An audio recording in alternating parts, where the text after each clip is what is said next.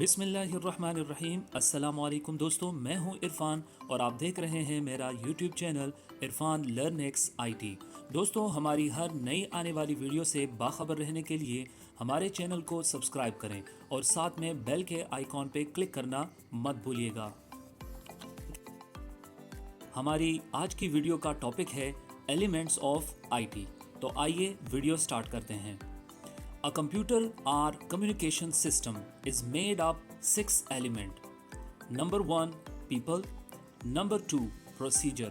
Number 3, data and information. Number 4, hardware. Number 5, software. And number 6, communication. दोस्तों, आइए अब हम इन तमाम एलिमेंट्स पे अलग अलग बात करते हैं और हर एलिमेंट्स को समझने की कोशिश करते हैं। एलिमेंट्स ऑफ आईटी में जो पहला एलिमेंट है वो है people. It means the user of computer are people who runs and execute the entire data processing task and computer installation. People यानी कि कंप्यूटर यूजर, कंप्यूटर को इस्तेमाल करने वाले लोग। कंप्यूटर एक इलेक्ट्रॉनिक मशीन है और इसको इस्तेमाल करने के लिए हमें यूजर की ज़रूरत होती है। People who works in the data processing environment. अब ये यूज़र कौन से लोग हो सकते हैं? Number 1, specialist. Number 2, programmer. Number 3, system analyst. Number 4, data administrators. यानी ये यूज़र, ये लोग हमारे पास या तो कंप्यूटर के स्पेशलिस्ट हो सकते हैं या कंप्यूटर के प्रोग्रामर हो सकते हैं जो कंप्यूटर के लिए प्रोग्रामिंग करते हैं, या सिस्टम एनालिस्ट हो सकते हैं, या डेटा के ऊपर काम करने वाले लोग हो सकते हैं, डेटा एडमिनिस्ट्रेटर हो सकते हैं। एलिमेंट्स ऑफ आईटी में जो सेकंड एलिमेंट है वो है प्रोसीजर। यहाँ पे ये बात जान लीजिए कि अगर आपके पास यूज़र ऑफ कंप्यूटर्स हैं, यानी लोग हैं आपके पास, लेकिन उन लोगों को कंप्यूटर के यूज़ करने का तरीक़ेकार नहीं पता, तो वो जस्ट लोग हैं, कंप्यूटर यूज़र नहीं हो सकते। तो अगर हमारे पास लोग हैं और हम चाहते हैं कि इन लोगों से हम कंप्यूटर पे काम करें, तो हमें आईटी का जो सेकंड एलिमेंट है वो एलिमेंट नंबर 1 पे अप्लाई करना होगा। यानी कि procedure are rules and methods for operating computer. यानी हमने उन लोगों को कंप्यूटर के रूल समझाने हैं, कंप्यूटर के मेथड्स बताने हैं उनको कि कैसे इस मशीन को आप ऑपरेट करोगे। The operation of a data processing system required, क्योंकि कंप्यूटर पे और कंप्यूटर के अंदर डेटा के ऊपर काम करने के लिए हमें एक प्रोसीजर की ज़रूरत होती है, और जिस प्रोसीजर को एलिमेंट नंबर 1 में पीपल को समझाना बहुत ज़रूरी है। प्रोसीजर का यूज़ हम किस चीज़ के लिए करते हैं? तो सिंपल सी बात है कि प्रोसीजर एक तरीक़ेकार होता है किसी भी काम को सरंजाम देने के लिए। तो प्रोसीजर में यहाँ पे हम पीपल को, यानी कंप्यूटर ऑफ यूज़र को, हम ये सिखाएंगे कि डेटा किस तरह प्रिपेयर होता है एक प्रॉपर ऑर्डर में, और कंप्यूटर उस पर कैसे प्रोसेसिंग करता है, और प्रोसेसिंग के बाद उसका आउटपुट इंफॉर्मेशन की सूरत में आपको कंप्यूटर किस तरह प्रोवाइड करता है। तो इन सारी चीज़ों को अगर आप देखें तो ये सारी की सारी चीज़ें प्रोसीजर में आती है। तो हमारा जो एलिमेंट नंबर 1 है उसके लिए हमें जो मोस्ट इम्पॉर्टेंट चीज़ है वो है प्रोसीजर। यानी हमने वो लोग, हमारे पास कंप्यूटर के यूज़र तब ही बन सकते हैं जब उनको कंप्यूटर के यूज़ करने के रूल्स पता हो, मेथड पता हो, तभी वो इस कंप्यूटर को ऑपरेट कर सकेंगे। एलिमेंट्स ऑफ आईटी में जो थर्ड एलिमेंट है वो है डेटा एंड इंफॉर्मेशन। अभी जो फर्स्ट एलिमेंट है वो था यूज़र ऑफ कंप्यूटर, यानी लोग थे हमारे पास, उनको हमने प्रोसीजर सिखाया। प्रोसीजर में हमने क्या किया? सेकंड एलिमेंट में हमने उनको कंप्यूटर के यूज़ करने के रूल्स, उसके मेथड समझाए कि इस कंप्यूटर को ऑपरेट कैसे करते हैं। अगर उन्होंने वो प्रोसीजर सीख लिया तो प्रोसीजर के बाद उनका थर्ड स्टेप क्या होगा? उनसे हम कंप्यूटर पे काम लेंगे, और कंप्यूटर में हम जब उनसे काम लेंगे तो वो यूज़र कंप्यूटर में डेटा के ऊपर काम करेंगे, और डेटा के ऊपर जब वो काम करेंगे तो कंप्यूटर हमें उस डेटा को प्रोसेस करके इंफॉर्मेशन में कन्वर्ट करके हमें उसका आउटपुट देगा। Fact and figure is called data. Data is raw material. Data can take many forms including text data, audio data, video data, voice data, graphics and image data. Data एक fact होता है, एक figure होता है, और data हमारे पास normally raw material में होता है। डेटा की बहुत सारी टाइप्स हैं। अगर आप कंप्यूटर को देखें तो उसमें आपके पास टेक्स्ट फॉर्म में भी डेटा हो सकता है, ऑडियो फॉर्म में भी हो सकता है, वीडियो फॉर्म में भी हो सकता है, वॉइस फॉर्म में भी हो सकता है, ग्राफिक्स यानी कि इमेज फॉर्म में भी आपके पास डेटा आपके कंप्यूटर में हो सकता है। आइए मैं आपको बहुत सिंपल तरीके से डेटा और इन्फॉर्मेशन के बारे में एग्जाम्पल देता हूं, और इंशाल्लाह उस एग्जाम्पल से आप बहुत ही आसानी से डेटा और इन्फॉर्मेशन को समझ पाएंगे। यहाँ पे जो एग्जाम्पल गिवन है उसके बारे में थोड़ा सा मैं आपको पहले बताऊं। हमने यहाँ पे एक क्राइटेरिया रखा है, एक मेरिट रखा है स्टूडेंट्स के एडमिशन के लिए। फॉर एग्जांपल हमारे पास 100 सीट्स हैं और हमारे पास फॉर्म जो है वो 500 प्लस कलेक्ट होते हैं। तो हमें कैसे पता चलेगा कि हम इसमें से कौन से 100 स्टूडेंट्स को निकाल के उनको एडमिशन के मेरिट लिस्ट पे रखें। इस मेरिट के लिए हम जब हमारे पास स्टूडेंट्स आ रहे थे फॉर्म सबमिट करने के लिए, तो हमने उन स्टूडेंट्स की रैंडमली एंट्रीज की हैं, यानी जिस दिन स्टूडेंट आया उसी दिन उससे फॉर्म लेके उसकी एंट्री हमने कर दी। अब इस लिस्ट में हमने वो 100 स्टूडेंट्स निकाले हैं जिनका मेरिट लिस्ट में नेम आ सकता है। उसके लिए हमने जो बेस रखा है वो है परसेंटेज, यानी कि जिन 100 स्टूडेंट्स का परसेंटेज ज़्यादा होगा बाकी स्टूडेंट से, उनको हम मेरिट लिस्ट में रखेंगे। तो इसके लिए आपको यहाँ पे मैं एक बात बताता चलूँ कि डेटा एक रॉ मटेरियल होता है, तो जब तक इसके ऊपर आप प्रोसेसिंग नहीं करते तो वो फॉर इंफॉर्मेशन में कन्वर्ट नहीं होता। किसी भी डेटा से इंफॉर्मेशन लेने के लिए उस पर प्रोसेसिंग का होना बहुत ज़रूरी है। यहाँ पे हम जो प्रोसेसिंग करने वाले हैं अपने डेटा के ऊपर, इस शीट के ऊपर, तो वो है सॉर्ट डिसेंडिंग ऑर्डर। मीन के हमने परसेंटेज का कॉलम टारगेट करके इसको सॉर्ट आउट करना है, और वो भी कौन सा ऑर्डर इसके ऊपर अप्लाई करना है, डिसेंडिंग ऑर्डर।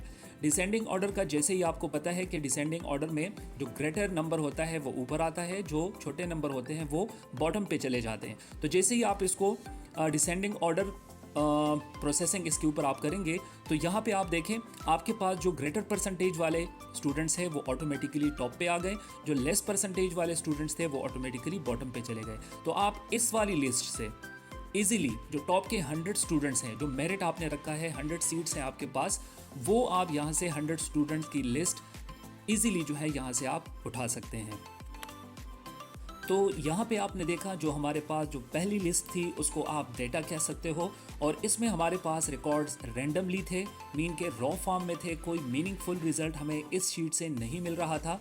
उसको जब हमने प्रोसेस करके डिसेंडिंग ऑर्डर में परसेंटेज का कॉलम टारगेट करके उसको हमने जैसे ही डिसेंडिंग ऑर्डर में प्रोसेस किया तो हमारे पास ये एक सीक्वेंस आ गया। मीन के स्टूडेंट्स का जो परसेंटेज है, जो ग्रेटर परसेंटेज वाले स्टूडेंट है वो भी स्टेप बाय स्टेप वो ऊपर आ चुके हैं, और जो जैसे आप नीचे रिकॉर्ड देखते जाएं तो परसेंटेज कम होता आपको दिखाई दे रहा है। तो यहाँ पे डेटा हमारे पास ये था, उस पर हमने ये वाली प्रोसेसिंग की, डिसेंडिंग ऑर्डर की, और डिसेंडिंग ऑर्डर के बाद हमें जब ये वाली शीट मिली तो ये हमारे पास इन्फॉर्मेशन थी। यहाँ पे आपको मैं ये बताता चलूँ कि डेटा और इन्फॉर्मेशन पे आगे जाके एक पूरा टॉपिक आ रहा है। यहाँ पे एलिमेंट्स में हमने उसको लिमिटेड डिस्कस किया है।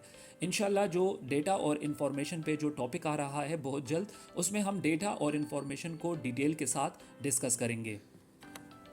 एलिमेंट्स ऑफ आईटी में जो तीसरा एलिमेंट है वो है hardware, physical parts of computer system. Computer system के जितने भी फिजिकल पार्ट्स हैं, फिजिकल पार्ट्स से मुराद वो पार्ट्स, वो हिस्से जिसको आप छू सकते हैं। For example input devices, output devices and CPU, और साथ में स्टोरेज डिवाइसेस भी। यानी कि कंप्यूटर सिस्टम के जो हार्डवेयर हैं, जो फिजिकल पार्ट्स हैं, उसको हम 4 कैटेगरीज में डिवाइड करते हैं। यानी कंप्यूटर सिस्टम में कुछ डिवाइसेस इनपुट कहलाती हैं, कुछ डिवाइसेस आउटपुट, कुछ सीपीयू, और कुछ डिवाइसेस स्टोरेज डिवाइसेस में आती हैं। यहाँ पे आप देख सकते हैं कि मैंने कंप्यूटर सिस्टम के कुछ हार्डवेयर के नेम टाइप किए हैं, और साथ में अगर आप मेरे इस स्लाइड के बैकग्राउंड पे जो पिक्चर मैंने दी है इसमें भी आपको कुछ डिवाइसेस नज़र आ रही होंगी। इंशाल्लाह जो यहाँ पे जो कंप्यूटर हार्डवेयर के जो 4 कैटेगरीज का मैंने जिक्र किया, input devices, output devices, CPU and storage devices, आगे इसी आईसीटी सब्जेक्ट में इन सब कैटेगरीज के ऊपर एक अलग अलग वीडियो बनने वाली है। इसमें हम इनपुट डिवाइसेस को कम्प्लीटली डिस्कस करेंगे, उन सारी डिवाइसेस का जिक्र करेंगे जो इनपुट में आती है। इसी तरह आउटपुट डिवाइसेस को भी डिस्कस किया जाएगा, सीपीयू और स्टोरेज डिवाइस के भी सारे डिवाइसेस को डिस्कस किया जाएगा। एलिमेंट्स ऑफ आईटी में जो 4 नंबर पे है वो है software. Software is a set of instructions that tells a computer what to do. Software is a program that allows the hardware to perform a useful work. Without software, hardware is quite useless. Software is a communication between user and computer. Software is needed to complete the input processing, output and storage. जैसे कि आप जानते हैं कि computer एक electronic machine है, तो इसके अलावा अगर आप देखें तो बहुत सारी इलेक्ट्रॉनिक मशीन्स हमारे पास हैं, लेकिन देखा जाए तो वो सारे मशीन्स जो हैं वो एक स्पेसिफिक काम के लिए डिज़ाइन किए गए हैं, जबकि कंप्यूटर मशीन जो आपके पास है उसमें बहुत सारी वैरायटी है। यानी कंप्यूटर पे आप डेटा के ऊपर भी काम कर सकते हैं, कंप्यूटर को यूज़ करके आप ऑडियो भी सुन सकते हैं, आप वीडियो भी देख सकते हैं, और कंप्यूटर का इस्तेमाल करके आप गेम्स, मूवी भी देख सकते हैं, और बहुत से टास्क जो हैं वो आप कंप्यूटर पे सरंजाम देते हैं। तो इसकी जो बुनियादी वजह है वो है सॉफ्टवेयर, और इसी सॉफ्टवेयर के ज़रिए हम कंप्यूटर को बताते हैं कि वो हमारे लिए क्या करें। अगर आपके कंप्यूटर में सॉफ्टवेयर नहीं है तो आपके कंप्यूटर के हार्डवेयर काम नहीं करेंगे, वो क्वाइट यूज़लेस होंगे। कैसे? मैं आपको छोटी सी एग्जांपल यहाँ पे देता हूँ। अगर आपके पास एक बहुत अच्छा कंप्यूटर, बहुत महंगा वाला कंप्यूटर आपके पास है, लेकिन आपके उस कंप्यूटर के सीपीयू में आपके पास आपके उसके जो हार्ड ड्राइव है, जो स्टोरेज डिवाइस है, उसमें आपने अभी तक माइक्रोसॉफ्ट विंडो आपने उसके अंदर इंस्टॉल नहीं की, तो जब तक आपके कंप्यूटर में विंडो इंस्टॉल नहीं होगी उस वक्त तक आपके कंप्यूटर के सीपीयू के, आपके इनपुट डिवाइसेस, कीबोर्ड, माउस, आपने अगर उसके साथ मॉनिटर, एलईडी कनेक्ट किया है, जितने भी डिवाइसेस आपने कनेक्ट किए हैं, जितने भी डिवाइसेस की अवेलेबिलिटी आपके पास उस टाइम है, आपके वो सारे डिवाइसेस काम नहीं करेंगे। तो हार्डवेयर जो है वो डिपेंड करते हैं सॉफ्टवेयर पे, यानी कि जब हम कंप्यूटर के अंदर विंडो इंस्टॉल करेंगे तो हमारी जो उस कंप्यूटर के साथ जितनी भी डिवाइसेस कनेक्ट होंगी वो सारे डिवाइसेस काम करना स्टार्ट कर देंगे। सॉफ्टवेयर एक कम्युनिकेशन का रास्ता है यूज़र और कंप्यूटर के बीच में, यानी जिस तरह हम आपस में कम्युनिकेशन करते हैं तो हम एक लैंग्वेज का यूज़ करते हैं, तभी हमारे आपस में जो है वो कम्युनिकेशन हो पाती है। इसी तरह अगर कंप्यूटर के साथ आपने कम्युनिकेशन करनी है तो उसके लिए आपके कंप्यूटर में सॉफ्टवेयर का होना बहुत ज़रूरी है। जिस तरह अभी मैंने आपको एग्जांपल दिया कि कंप्यूटर सिस्टम आपके पास है लेकिन उसमें आपने अभी तक विंडो इंस्टॉल नहीं की, तो जब तक आप इसके अंदर विंडो इंस्टॉल नहीं करेंगे आपका कंप्यूटर ऑन नहीं होगा और ना ही आप कंप्यूटर पे काम कर पाएंगे। Software is needed to complete the input, processing, output and storage. Computer के लिए सॉफ्टवेयर के लिए ज़रूरी होता है एक सॉफ्टवेयर जो है वो कम्प्लीटली आपके लिए जब एक टास्क परफॉर्म करता है तो उसमें आपके कंप्यूटर के इनपुट डिवाइसेस भी इंक्लूड होते हैं, प्रोसेसिंग डिवाइसेस भी इंक्लूड होते हैं और आउटपुट और साथ में स्टोरेज डिवाइसेस भी इंक्लूड होते हैं। एलिमेंट्स ऑफ आईटी के अंदर सॉफ्टवेयर के बारे में बस अब तक के लिए इतना ही, और अगर आप अपनी आईसीटी की बुक चेक करें तो आगे जाके सॉफ्टवेयर पे एक कंप्लीट टॉपिक आ रहा है जिसमें हम सॉफ्टवेयर को डिटेल के साथ डिस्कस करेंगे और साथ में जो सॉफ्टवेयर के टाइप्स हैं तो उन तमाम टाइप्स को डिटेल के साथ हम डिस्कस करेंगे। एलिमेंट्स ऑफ आईटी में जो हमारा लास्ट एलिमेंट है वो है communication, data communication, telecommunication technology and network like the internet which is necessary for all types of organization and their computer-based data processing. Telecommunication network consists of computer, communication processor and other devices interconnected by communication media and controlled by the communication software. Elements of IT के बाकी elements की तरह communication भी एक बहुत important element है। इसकी ज़रूरत हमें कहाँ पे आती है? इसकी ज़रूरत हमें उस वक्त आती है जब हम एक कंप्यूटर पे काम कर रहे हैं और हमारे कंप्यूटर के अंदर कुछ डेटा है जिसको हमने दूसरे कंप्यूटर पे भेजना हो, तो हमारे ये दोनों कंप्यूटर आपस में कैसे कम्युनिकेट करेंगे, यानी इनका हम कैसे एक लिंक बनाएंगे जिस लिंक के ज़रिए ये एक वे ऑफ लिंक होगा जिससे ये दो कंप्यूटर आपस में कम्युनिकेट कर पाएंगे। अगर ये कंप्यूटर एक कंट्री में हो या ये कंप्यूटर दूसरे कंट्री में हो या ये एक दूसरे के पास हो या वर्ल्ड वाइड हो, यानी कि कोई भी दो कंप्यूटर चाहे वो किसी भी प्लेस पे हो वो आपस में कम्युनिकेट कर पाएँ। अब यहाँ पे कम्युनिकेशन के लिए हमारे पास जो दो चीज़ें कम्युनिकेशन में आती हैं वो है कंप्यूटर का नेटवर्क, यानी कि कंप्यूटर आपस में कनेक्टेड होने चाहिए। दूसरा हमारे पास जो कंप्यूटर के नेटवर्क का जो बहुत ग्लोबली एक सिलसिला है वो है इंटरनेट। इंटरनेट के ज़रिए आप दुनिया में वर्ल्ड वाइड अपने कंप्यूटर को किसी भी दूसरे कंप्यूटर के साथ कनेक्ट करके आप शेयरिंग कर सकते हैं, अपनी इंफॉर्मेशन शेयर कर सकते हैं, एक दूसरे के साथ बातचीत कर सकते हैं।